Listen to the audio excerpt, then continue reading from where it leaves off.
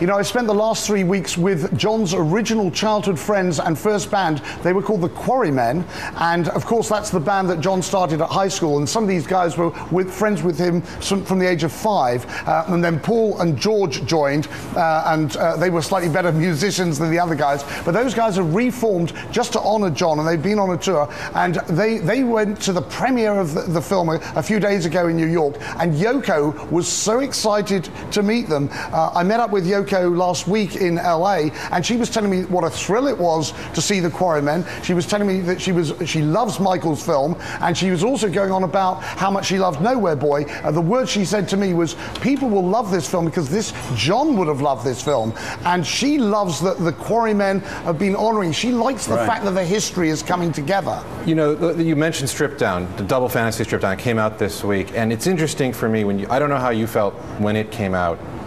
You know what? It was the first album in 5 years. Yeah. So it was the first since Walls and Bridges, so I was thrilled. It was a little clean.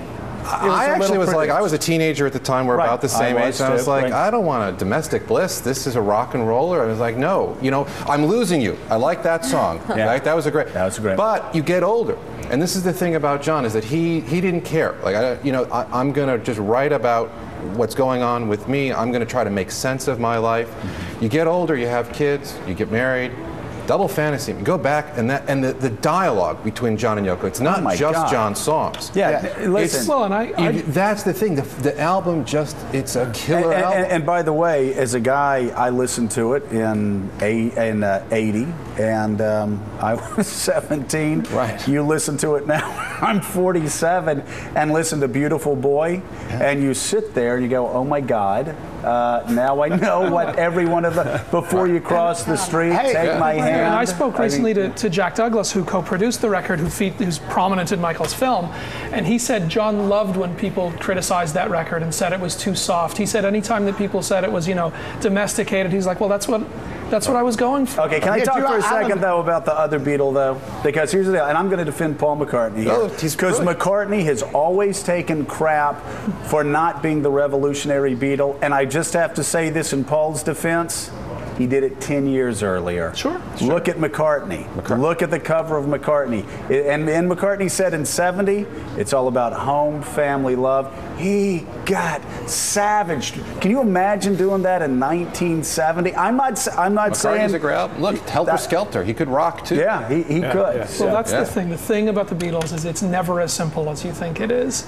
It's never, this one is this way and this one is that way. It's the complexity that all of them brought that's the reason that those records are so rich and hold up so brilliantly. And Mike, the relationship's so complex. McCartney said something he shouldn't have said right after Lennon died, and it had to do with their last meeting where McCartney kept showing up on his doorstep, and the last time Lennon said, hey, I got a kid here. I got a wife. You know, but they loved each other so deeply that only a brother could say that to a brother. There's a great story that Bob Gruen told me recently, where he was at John and Yoko's in the Dakota for Christmas, and the bell rang, the front door rang, and you can't get into the Dakota without security, and they call you up, and all of a sudden the door and John and Yoko start flipping out. They think it's the INS. This is around 78 or so, because only the government can. And they tell Bob, you got to go answer the door, because you know, if it's the government, And he goes to answer the door, and he gets to the front door, and he hears somebody singing Christmas carols outside. And he opens the door, and it's Paul and Linda. Oh, wow. And he's like, I think you want the people, they're back in the kitchen. And so I think, you know, they clearly reconciled. They were very close at the end, and I think that we like to think that there's still all of the sort of let it be kind of anger and angst, but they had made their peace. It gets to the impact and the imprint that they've had on our culture. I mean, all these years later, you know, did Yoko like Paul? Did Paul hate Yoko? We're still talking about it. What I want to know is, how did Lennon get to like Buddy Holly and the Crickets and all those things in the 50s? Where did he hear them? Well, two things. One was, as Joe said, it's Liverpool, and the connection between Liverpool and New York was pretty intimate. The Cunard liner was going back and forth, and so they called the people that worked on the liners Cunard Yanks. So they would, you know, get the 45s in New York City. And John always talked when he came to New York that it reminded him a little bit of Liverpool. And then Radio Luxembourg.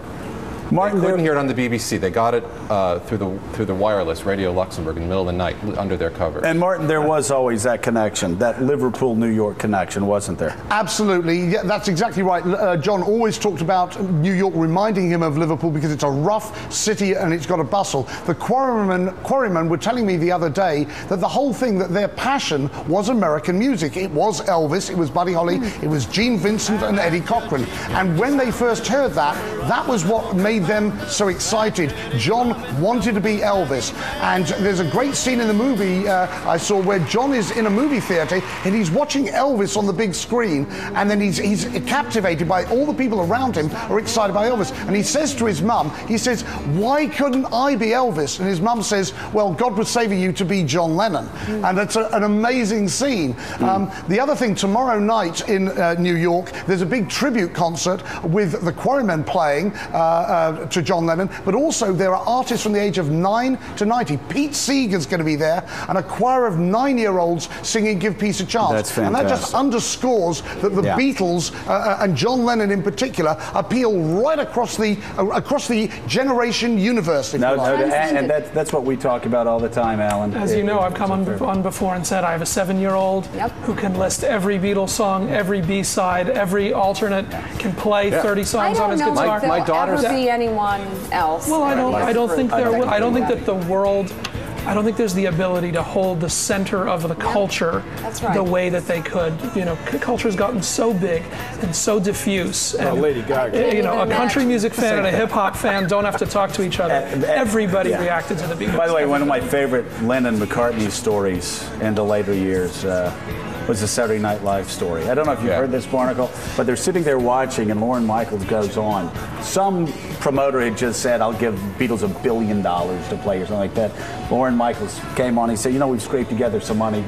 And I think he held up a check for like $3,000. This is all we got, but if you come. And Lennon and McCartney were watching in the Dakota. And they actually thought about it for a second, walking downstairs. Should we do it? And they're like, it'd be too hard to get a cab.